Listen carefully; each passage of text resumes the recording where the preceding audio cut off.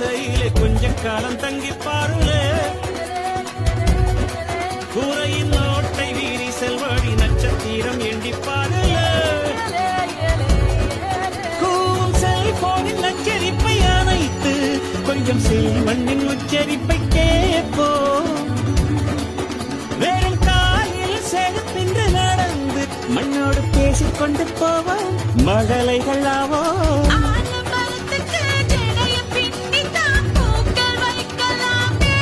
உரோரம் ஐயனாரிடம் கத்தி வாங்கித்தான் பென்சில் சீவலாமே